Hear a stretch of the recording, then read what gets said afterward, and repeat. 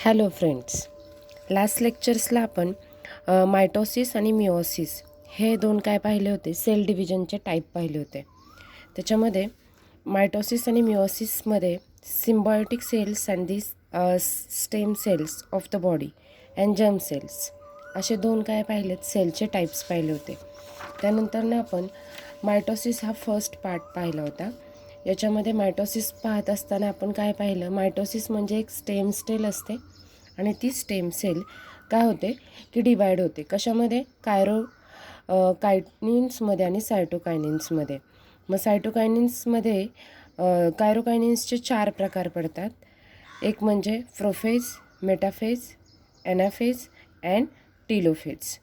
Okay, and last we are seen the prophase. मग प्रोफेजचे basically काय असते, प्रोफेज जेव्हा सेल स्ट्रक्चर्समध्ये असते तेव्हा तिच्यामध्ये काय असतात, क्रोमोझोम्स असतात.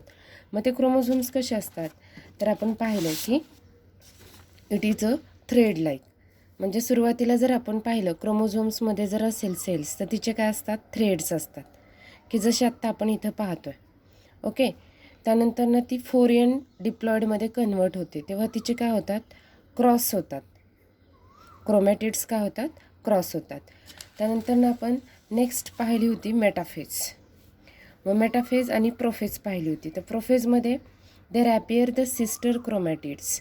म्हणजे सुरुवातीला जे क्रोमोझोम्स आपले असतात थ्रेड लाईक, ते क्रोमोझोम्स काय होतात की त्याचे सिस्टर क्रोमॅटिड्स तयार होतात आणि ते क्रॉस तयार होतात. कशामध्ये? तर त्याच्या न्यूक्लियसमध्ये, म्हणजे त्याच्या सायटोप्लाझममध्ये ते क्रिएट होतात. ओके, त्यानंतर आपण नेक्स्ट पाहिली होती, तिचं नाव होतं मेटाफेज.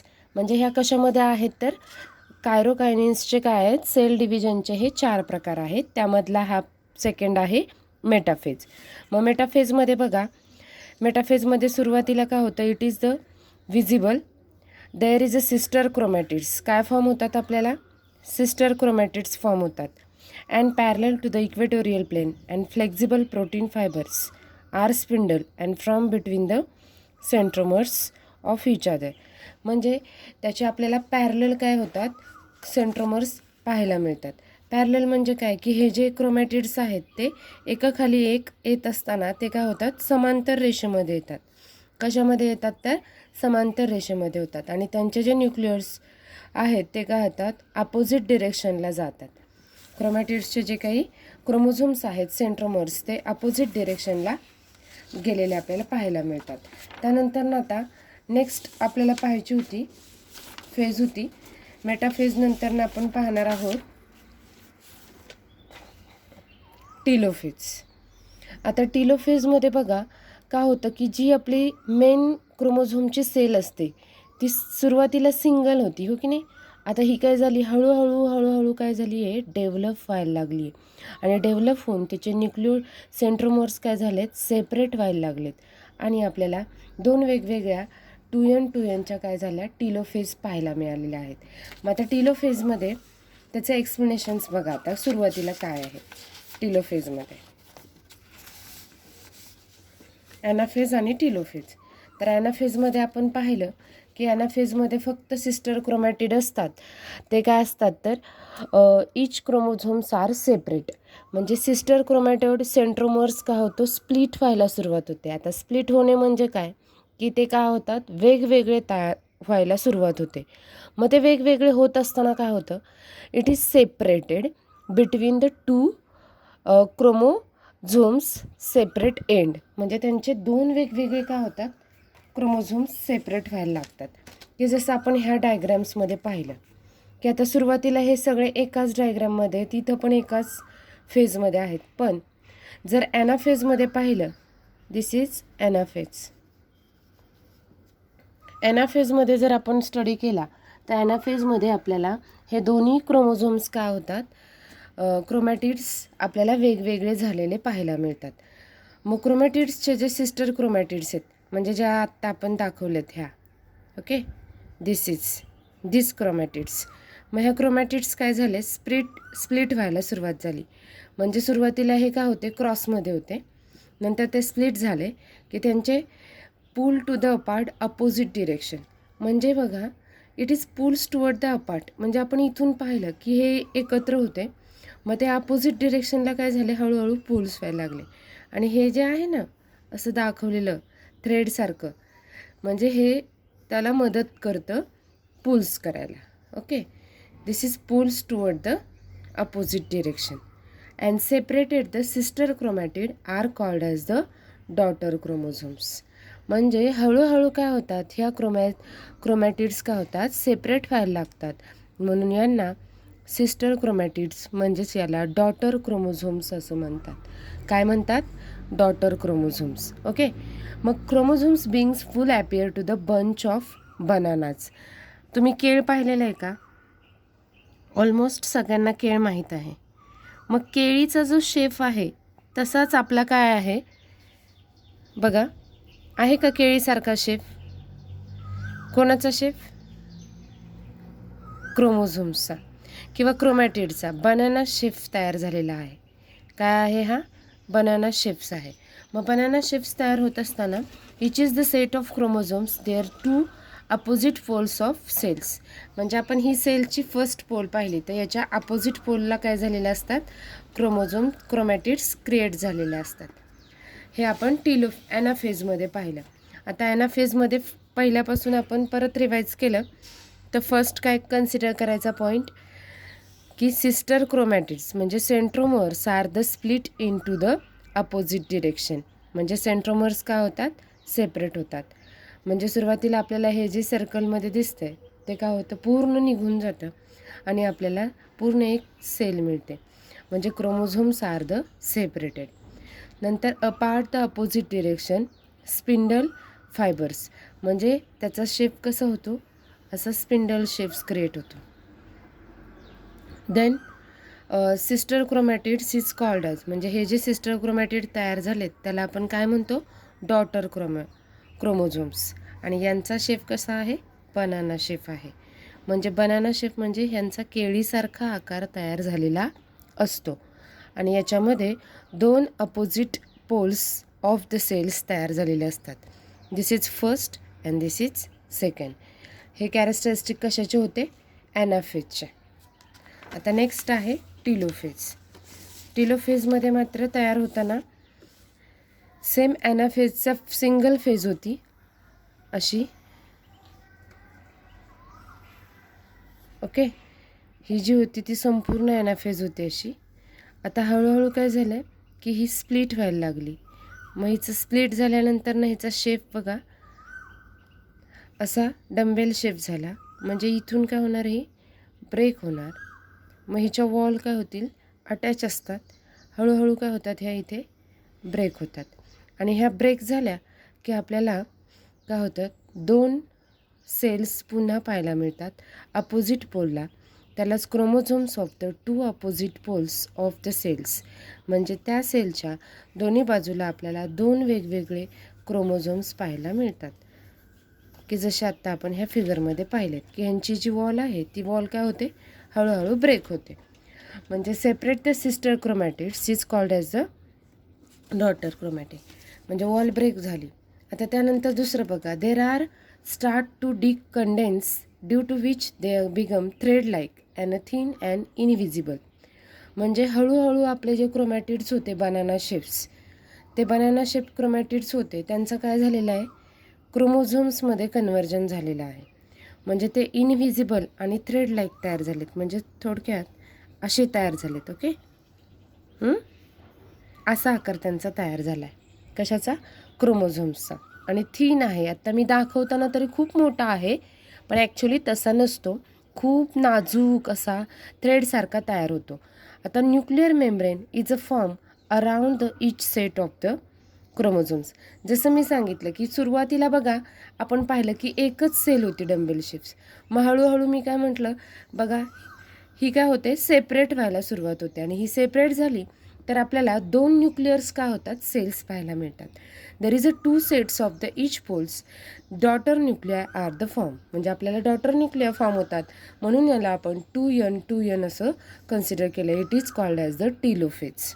ओके, आणि मग टिलोफेजमध्ये लास्ट कॅरेक्टरिस्टिक बघा काय की nucleus are also appears in which daughter nucleus and the spindle fibre is a completely डिसॲपियर.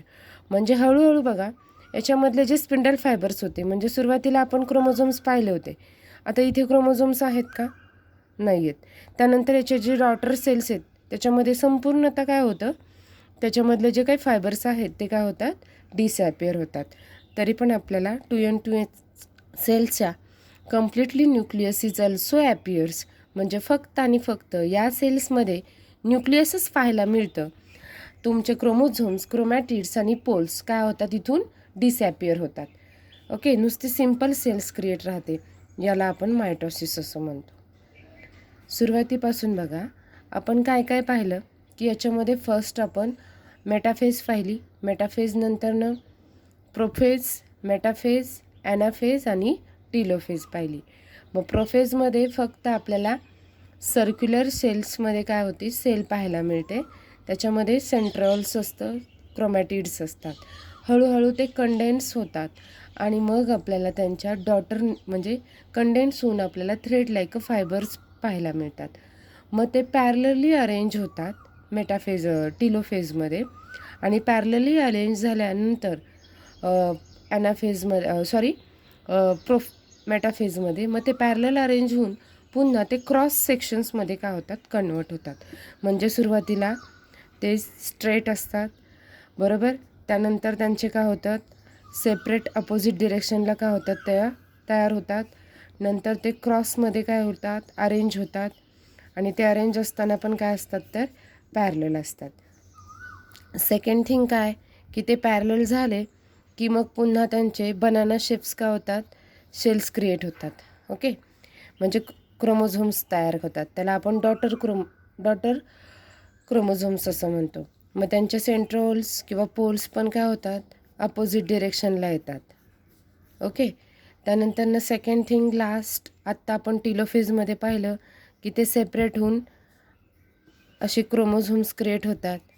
मग क्रोमोझोम्स क्रिएट होऊन त्यांचे जे पोल्स आहेत अशा सेपरेट झाल्या ह्या, आणि मग सेपरेट होऊन पुन्हा त्यामध्ये जे असणारे फायबर्स असतात ते लास्ट स्टेजला काय होतात बाळांनो, कॅन्सल होतात.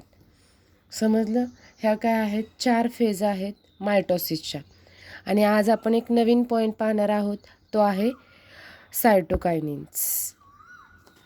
आता सायटोकायनिन्समध्ये बघा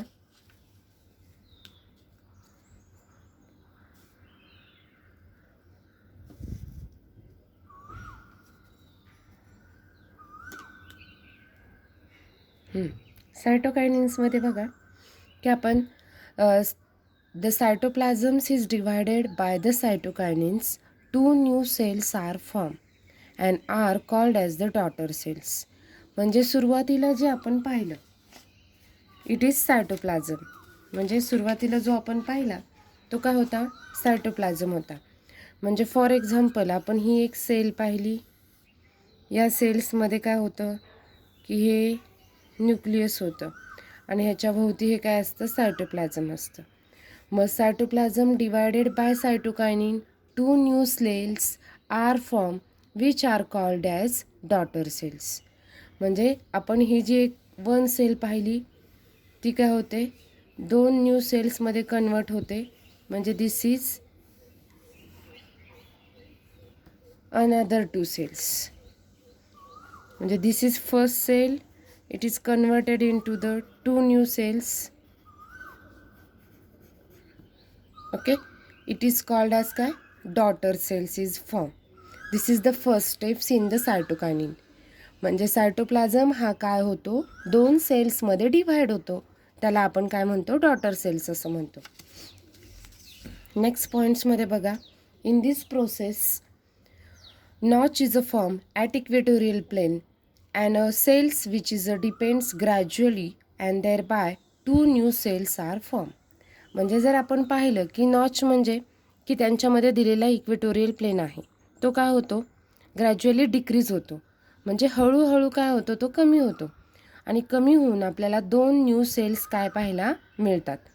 सेकंड पॉईंट काय, in this case the plants instead of the notch a cell plate is a form exactly along the middle cells and this cytokinin is completed. म्हणजे जर आपण सायटोकायनिनची फिगर पाहिली तर सायटोकायनिन्समध्ये बघा आपल्याला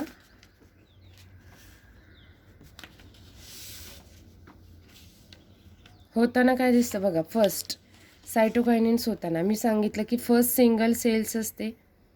ओके, सिंगल सेल्समध्ये हे काय न्यूक्लियस असतं. हे डिवाइड होताना आपल्याला 2 सेल्स पाहायला मिळतात. मग त्याच्याबरोबर त्याचे जे आतमधले न्यूक्लियस आहेत ते काय होतात, सेपरेट होतात आणि त्याची लेअर काय असते, एकच राहते. ओके, म्हणजे जसं आत्ता आपण सांगितलं, there is a process from the equatorial plane. म्हणजे त्याचे जे सायटोकायनिनचे न्यूक्लियस आहेत ते इक्वेटोरियल प्लेनला काय होतात, डिवाइड होतात. And there is a 2 new cells are form. आणि मग आपल्याला 2 न्यू सेल्स काय होतात, फॉर्म व्हायला सुरुवात होते. Next, mitosis is essential for the growth of body. It is necessary to restoration of the emaciated body, wound, healing and the formation of the blood cell.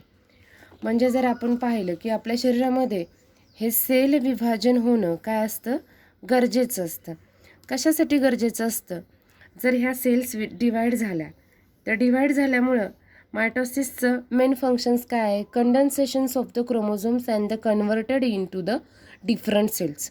म्हणजे तो काय करतो, वेगवेगळ्या सेल्समध्ये त्याचं कन्व्हर्जन करतो. हे त्याचं काय आहे, मेन थीम आहे. मग याचा उपयोग कशासाठी होतो, तर आपल्या सेल्स डेव्हलप होतात शरीरामधल्या.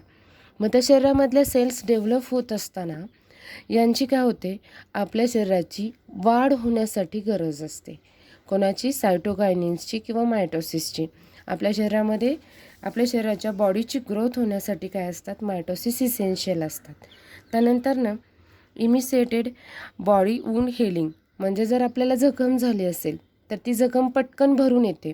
तर ती कशामुळे भरून येते, तर सायटोकायनिन्स आणि मायटोसिस या दोन्ही प्रोसेसमुळे होतं.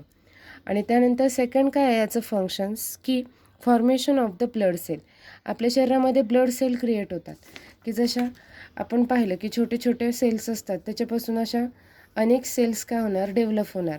आणि मग ह्या हळूहळू डेव्हलप झाल्यानंतर आपल्या बॉडीचा शेप पण काय होतो, वाढत जातो.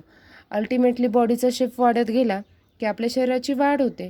आणि शरीराची वाढ झाली की हळूहळू काय होतो, आपली ग्रोथ व्हायला सुरुवात होते. म्हणजे आपण जे 5th आहोत तेच आपण 10th राहतो का, नाही, आपल्या शरीराचा आकार वगैरे बदलतो. तर यासाठी काय होतं की मायटोसिसचा फायदा होतो, किंवा it is the best functions in our growth of the body. आणि ब्लड सेल्स, आपल्या शरीरामधल्या ज्या ब्लड सेल्स असतात, RBC असतात, माहिती आहे तुम्हाला, RBC असतात, WBC असतात, बरोबर. तर RBC WBC यांच्या ग्रोथसाठी सुद्धा काय होतं, तर मायटोसिस आणि सायटोकायनिनचा वापर होतो. आजच्या लेक्चर्सपर्यंत आपण सायटोकायनिनपर्यंत स्टडी केला आहे. नेक्स्ट लेक्चर्सला आपण याच्या पुढचा अभ्यास करणार आहोत. थँक्यू.